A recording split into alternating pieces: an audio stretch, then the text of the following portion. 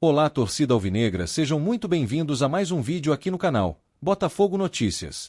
Não esquece de deixar o like, se inscrever no canal e compartilhar esse vídeo.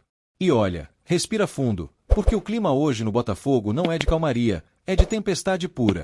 Se você achou que o início de 2026 seria tranquilo, após as glórias do passado, se enganou. A chapa esquentou de vez. Hoje nós vamos mergulhar fundo nos bastidores de General Severiano e do Nilton Santos. Nos protestos convocados pela torcida organizada com recado direto para John Testor, a paciência acabou. Vamos falar sobre essa crise financeira que assusta, atrasos de FGTS, direitos de imagem e um corte de gastos que ameaça até a nossa base. Mas calma, tem uma luz no fim do túnel. Uma reunião decisiva entre Testor e Igor Pires pode liberar 50 milhões de dólares. Será que salva o ano? E dentro de campo, Martim Anselmo estreou, venceu, mas teve que defender Arthur Cabral. E tem mudança tática surpreendente com Santi Rodrigues.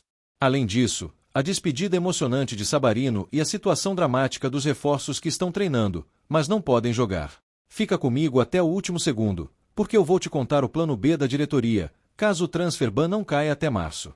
E é algo que vai mexer com o elenco. Mas antes de tudo, já chega esmagando esse like. O YouTube precisa entender que a torcida do Fogão é a mais engajada do mundo. Se inscreve no canal se ainda não é inscrito e ativa o sininho, porque aqui a notícia não para. Vamos começar falando do que está tirando o sono de todo botafoguense, o dinheiro e a gestão. A situação financeira do Botafogo neste início de 2026-26 virou uma bola de neve preocupante. Além do já conhecido transfer ban que trava nossas contratações na FIFA, agora a informação que chega do jornal O Globo e confirmada pelo Fogão Net é que o clube tem pendências pesadas com o elenco atual. Estamos falando de 3 meses de FGTS atrasados e 1 mês de direitos de imagem em aberto. E não para por aí, a ordem interna é de redução de custos em todos os departamentos. Segundo o GE, esse corte é tão severo que pode impedir a base do futebol masculino de viajar para competições internacionais e afetar até o investimento no futebol feminino. Isso gera uma insegurança tremenda do dia a dia. Funcionários sem saber o futuro, clima tenso nos corredores. A diretoria, claro, está correndo atrás. A prioridade absoluta agora é quitar o FGTS. Por quê?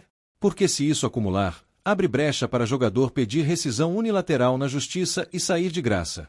Ninguém quer ver esse filme repetido, certo? A salvação imediata tem nome e sobrenome. David Ricardo. A venda do zagueiro para o Dínamo de Moscou rendeu cerca de 6 milhões de euros, quase 38 milhões de reais à vista. Esse dinheiro já tem destino carimbado, pagar as dívidas com os jogadores. A promessa, segundo o jornalista Bernardo Gentili, é que tudo seja regularizado até a semana que vem. O acordo com os atletas foi feito. Agora até a semana que vem. O acordo com os atletas foi feito, parte já começou a pingar, mas a tensão continua. E você me pergunta, cadê o dono? Cadê o John Dexter?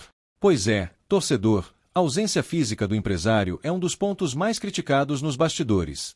Ele não pisa no clube desde dezembro, no jogo contra o Fortaleza, e essa distância, somada aos problemas, fez o caldeirão ferver.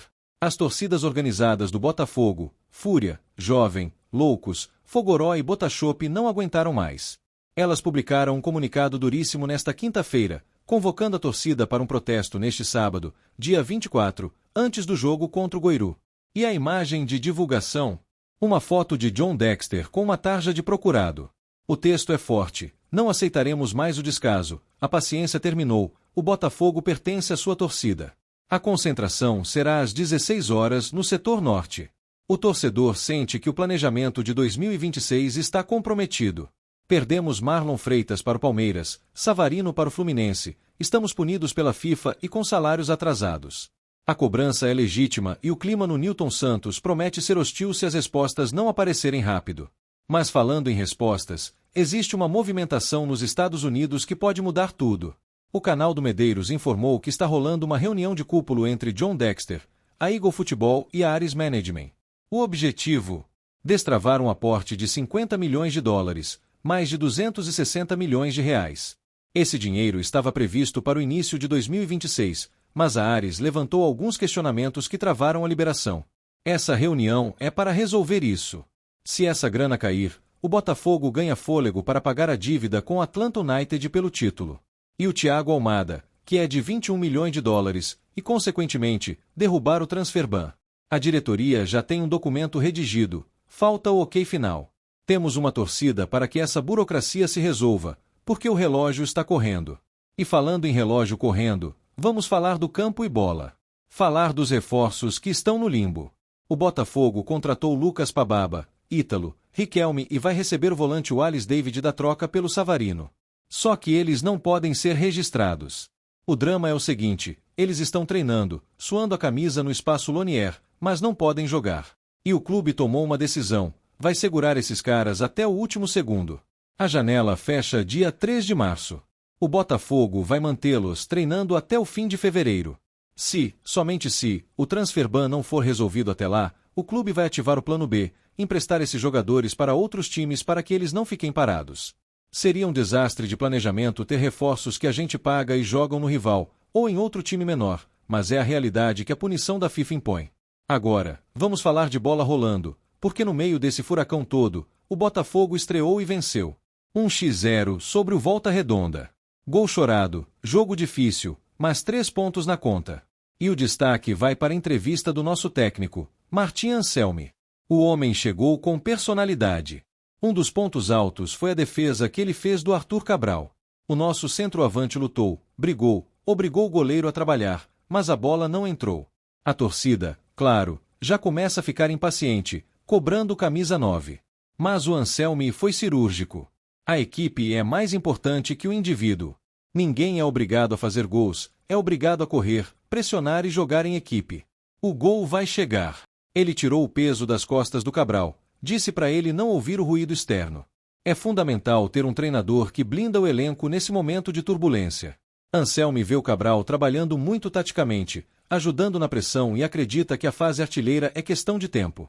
Você concorda com o Anselmo ou acha que o centroavante tem obrigação de marcar todo o jogo? Comenta aqui embaixo. E não foi só isso que o Anselmi trouxe de novidade. Tivemos uma surpresa tática. Santi Rodrigues, uruguaio que a gente acostumou a ver pelas pontas em 2025, está sendo trabalhado numa nova função, meia central e até pivô de construção. Anselmi revelou. Não imaginávamos que ele poderia jogar assim, mas nos treinos descobrimos que ele é dinâmico, percebe o entorno. Ou seja, com o elenco curto e sem poder inscrever novos meias, o treinador está reinventando peças. O Santi Rodrigues e o jovem Jordan Barreira, que também foi elogiado, podem ser as soluções caseiras para a criação de jogadas. É o famoso fazer omelete sem ovos, enquanto os reforços não chegam. Outro pilar desse time é o Alexander Barbosa. O xerife completou 100 jogos com a nossa camisa contra o Volta Redonda, uma marca expressiva.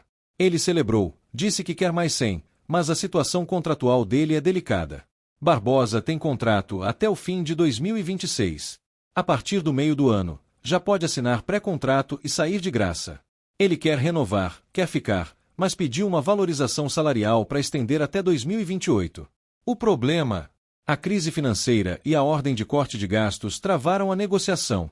Hoje, o aumento que ele pede o colocaria entre os maiores salários do elenco. Com o foco total em pagar o FGTS atrasado e resolver o ban, a renovação do Barbosa ficou em segundo plano. É um risco? Perder um líder da zaga de graça seria mais um golpe duro. A diretoria vai ter que ser habilidosa para não deixar essa novela virar pesadelo. E por falar em despedidas que doem, chegou a hora de falar dele, Savarino. O venezuelano peça-chave nas conquistas da Libertadores e do Brasileirão de 2024 postou seu vídeo de adeus. Já é jogador do Fluminense. Foi um vídeo emocionante, não dá para negar. Ele disse, o clube que mudou a minha vida. Ser campeão da Libertadores e do Brasileirão foi mágico. Agradeceu a torcida, disse que vai levar a estrela solitária no peito. O negócio girou em torno de 5 milhões de dólares. Olha, torcedor, opinião sincera aqui. Dói ver um campeão saindo para um rival local. Mas o futebol é dinâmico. Savarino escreveu o nome na história, entregou taças e agora segue o caminho dele. O que nos preocupa é a reposição. Quem vai assumir esse protagonismo? E esperamos que os reforços travados possam entrar logo para suprir essa ausência técnica. Resumindo a ópera alvinegros, o momento é de alerta máximo. Temos um time competitivo e um técnico promissor, o Anselmo, que está tirando leite de pedra. Mas fora de campo, a gestão precisa acordar. O protesto deste sábado é o reflexo de uma torcida que não aceita retrocessos. A reunião pelos 50 milhões de dólares é a esperança de colocar a casa em ordem. O Botafogo é gigante, sobreviveu a coisas piores. Mas a era SAF prometia profissionalismo e estabilidade. Atrasar salários e sofrer transfer ban não condiz com o projeto que nos foi vendido. Eu quero saber a sua opinião agora. Qual o seu nível de preocupação com essa crise financeira? E sobre o protesto, você acha justo cobrar o testor agora ou deveria esperar mais? Deixe seu comentário, ele é muito importante para debatermos a situação do nosso clube. Não esquece de deixar o like, se inscrever no canal e compartilhar esse vídeo no grupo da família botafoguense. Vamos juntas, na alegria e na tristeza, porque aqui é Botafogo. Até a próxima!